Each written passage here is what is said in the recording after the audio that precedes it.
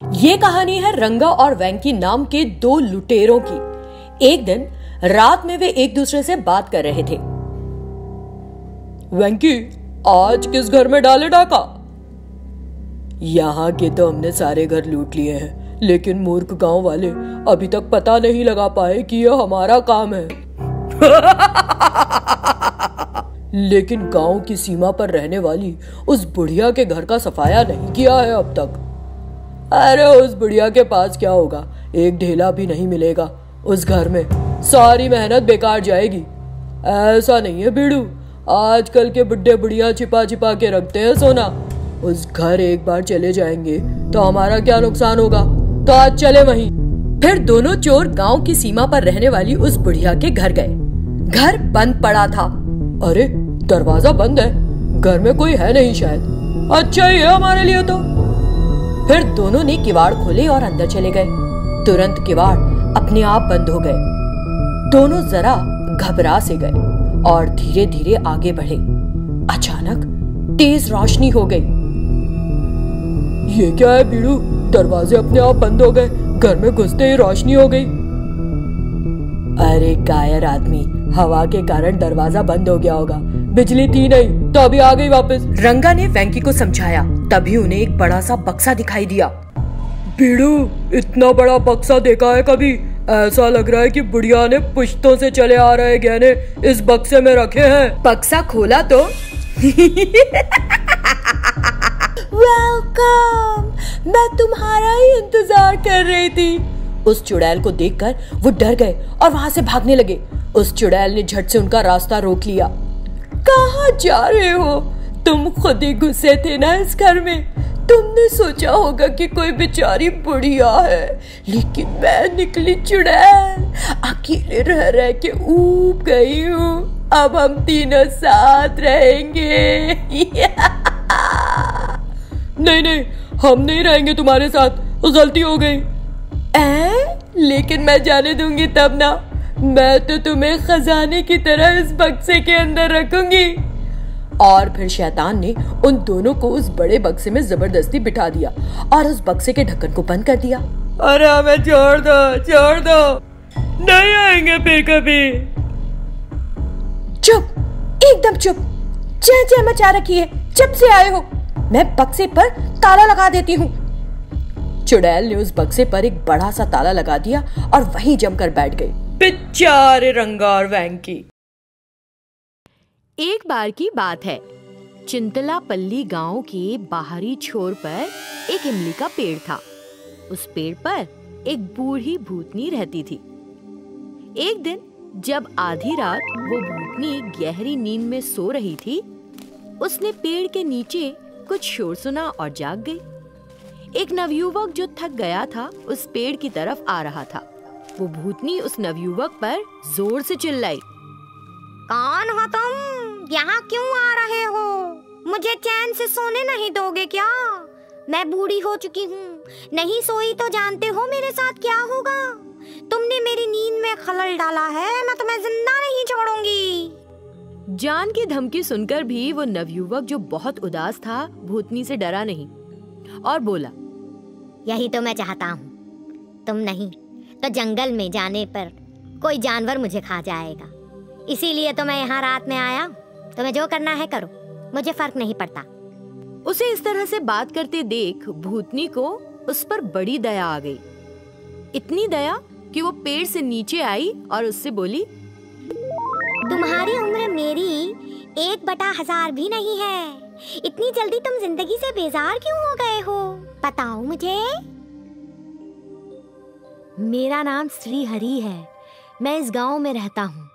मेरे गांव में रहने वाली एक बहुत सुंदर लड़की विमला से प्यार करता हूँ। एक दिन मैं बड़ी हिम्मत जुटाकर विमला से बोला, मैं तुमसे बहुत प्यार करता हूँ, तुमसे शादी करना चाहता हूँ। विमला ने मेरी बात सुनी तो बहुत जोर से हंसने लग गई और मुझे आईने के सामने खड़ा किया। फिर मुझे डांटते हुए बोली, तुमने कभी आईने में खुद को देखा है? तुम इतने भद्दे दिखते हो और तुम्हें मुझ जैसी सुंदर लड़की चाहिए? ना तुम अच्छे दिखते हो, ना तुम्हारे पास पैसा है, उसकी बात सुनकर मुझे लगा कि मेरा जीवन बर्बाद है, इसीलिए आधी रात जंगल जा रहा था। तुम्हें जो करना है कर सकती हो। बूढ़ी भूतनी जोर से हंसी और बोली, मैं तुम्हें विमला से भी ज्यादा सुंदर बना दूंगी, रुको जरा। और बूढ़ी भूतनी ने श्रीहरि पर धुआं उड़ाया। इससे श्रीहरि की कुरूपता चली गई और वो एक बेहद सुंदर लड़का बन गया, जिसका चेहरा चांदनी में चमक रहा था।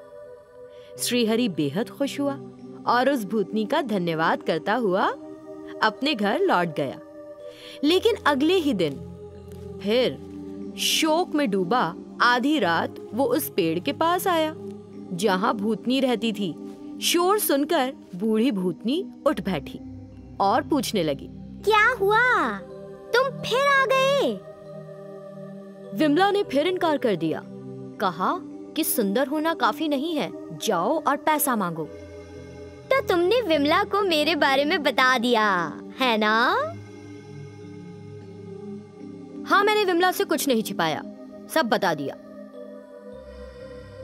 ऐसा क्या? अच्छा तो चलो, अब मैं तुम्हें धन देती हूँ। मैं अभी आई। ऐसा कहते हुए बूढ़ी भूतनी पेड़ पर चढ़ गई और एक थैला भरकर सोने के सिक्के ले आई। ये सोने के सिक्के ले लो और विमला से शादी कर लो। श्रीहरि ने वो थैला ले लिया और भूतनी का फिर से धन्यवाद किया। फिर वो थैला लेकर घर चला गया।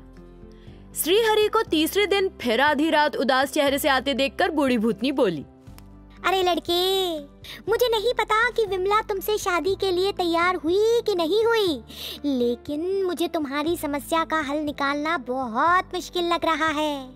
विमला ने फिर क्या मांगा तुमसे? रूप और दौलत से संतुष्ट नहीं हुई? उसने कहा, क्या रूप और दौलत होना काफी है? उन्हें संभाल के रखने के लिए तुम्हें बुद्धि भी चाहिए ना? तुम्हारे पास बुद्धि नहीं है, जाओ और लेकर आओ। ओह, ऐसा क्या? विमला बहुत बुद्धिमान है।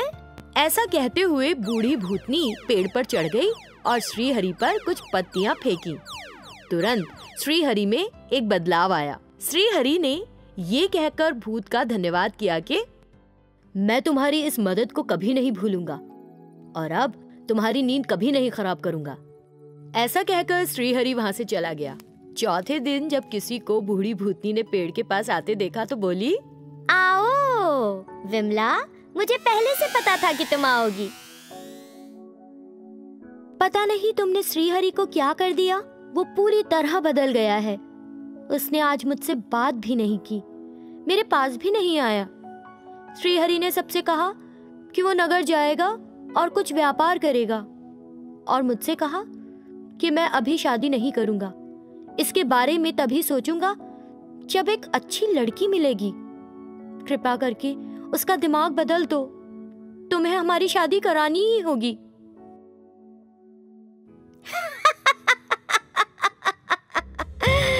श्रीहरि अब पुराना वाला श्रीहरि नहीं रहा विमला, वो पूरी तरह बदल चुका है।